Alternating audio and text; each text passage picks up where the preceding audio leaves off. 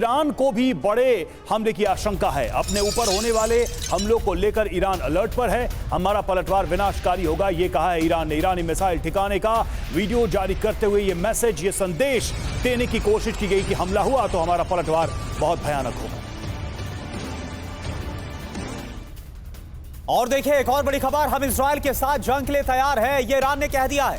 अगले चरण के युद्ध के लिए हम तैयार है, ईरान ने भी बोल दिया है, खुला ऐलान कर दिया है। ईरान ने युद्ध की तैयारी का वीडियो भी बाकायदा जारी किया है। जो मिसाइल टनल्स और जो गोदाम बना के रखे हैं अंडरग्राउंड, वो सब कुछ वीडियो के जरिए दिखाए जा रहे, फाइटर जेट्स को दिखाया जा रहा है ताकि इजराइल और अमेरिका को बताया जा सके कि आखिर उसकी ताकत क्या है। ये एक्सक्लूसिव तस्वीर इस वक्त हम आपको दिखा रहे हैं और साथ ही ईरान का ये बहुत बड़ा बयान कि हम भी युद्ध के लिए तैयार हैं। नेक्स्ट फेज का जो युद्ध है उसके लिए ईरान ने अपनी तैयारी को पूरी दुनिया के सामने रख दिया है।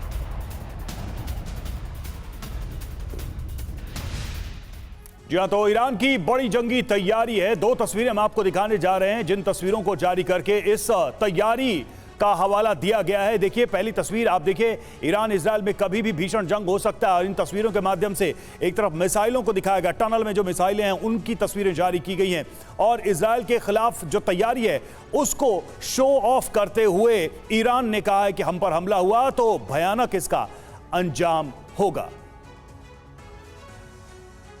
हमारे साथ तमाम मेहमान भी जुड़े हैं, लेकिन मैं मनीष आपके पास आना चाहूंगा, फिर बहल सर आपके पास भी आऊंगा इसको लेकर। मनीष, ये जो तैयारियां हैं, ये जो तस्वीरें हैं, हम जानते हैं कि आजकल इंफॉर्मेशन वॉर एक बड़ा वेपन है, तो क्या ईरान ये जो कोशिश कर रहा है वीडियोस के जरिए या इस तरह के इमेजेस के जरिए वार्निंग देकर, क्या एक परसेप्शन बिल्ड करने की कोशिश कर रहा है, जबकि ईरान को भी पता है कि सीधी जंग होगी तो क्या क्या हो सकता है? देखिए, नसरुल्लाह एक बंकर में छिपा था जमीन के अंदर जिस वक्त इजराइल ने उसे मारा। उसके बाद कल जब अमेरिका के रक्षा मंत्री ने कहा कि उन्होंने हूती के 5 अंडरग्राउंड बंकर को B-2 बमवर्षक विमानों से तबाह किया, तो वो भी पाताल के अंदर बेहद गहराई में थे।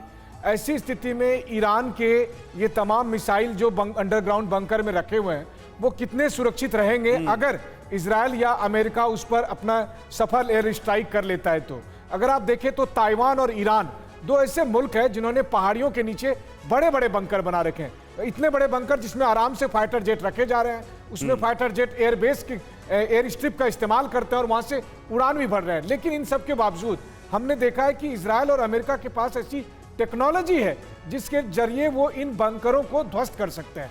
ऐसी स्थिति में अगर इजराइल एयर स्ट्राइक करता है, असली प्रॉब्लम बंकर नहीं है, प्रॉब्लम ईरान के एयर डिफेंस है, जिसको भेदना इजरायली फाइटर जेट के लिए मुश्किल होगा।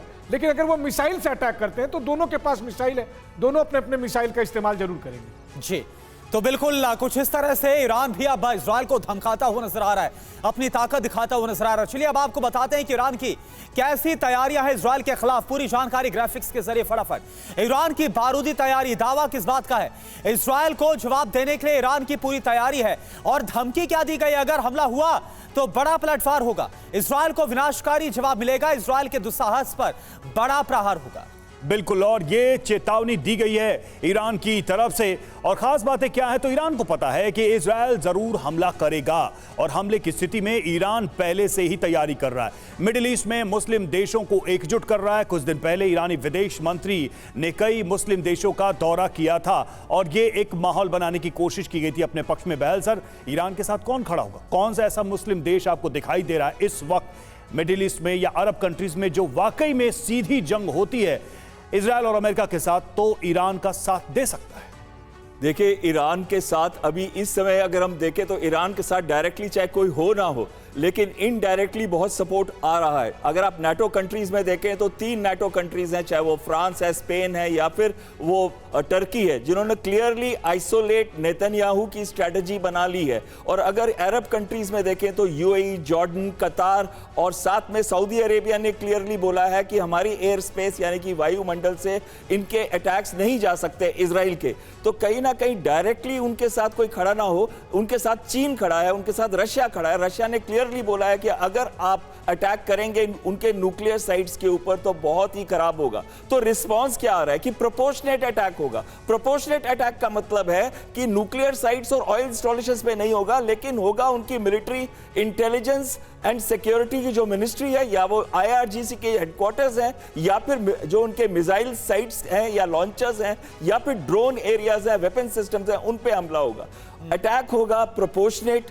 अगर प्रोपोर्शनेट अटैक होता है तो वापस ईरान शायद हमला ना करे, पर अगर डिसप्रोपोर्शनेट अटैक होता है, साइबर अटैक तो पहले कर चुके हैं, पर किसी और तरीके से डिसप्रोपोर्शनेट अटैक होता है तो ईरान जरूर हमला करेगा, और डायरेक्टली इनडायरेक्टली दोनों चीजों से हमला करेगा। यानी कि डायरेक्टली भी रिस्पॉन्स करेगा अपने बैलिस्टिक मिसाइल से, और रिस्पॉन्ड करेगा अपने प्रॉक्सी से। इसमें बस एक चीज कहना चाहूंगा कि इजराइल के पास क्या सोर्सेज हैं।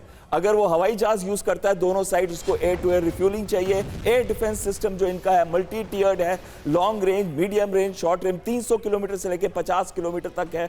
तो एयरक्राफ्ट के इस्तेमाल से ज्यादा अगर बैलिस्टिक मिसाइल का इस्तेमाल करेगा, जो उनके पास है इंटरमीडिएट रेंज बैलिस्टिक मिसाइल भी है उनके पास, और उनके पास है short range and medium range ballistic missile. तो अगर इजराइल इस्तेमाल करता है बैलिस्टिक मिसाइल्स का और कोवर्ट सिस्टम्स का, और जो साइबर की तरह उन्होंने अटैक किए थे, मोबाइल्स या फिर पेजर जैसे हमले किए थे, उनका मल्टी डोमेन अटैक करता है, तो शायद उसका इफेक्ट ज्यादा हो और प्रोपोर्शनेट भी हो।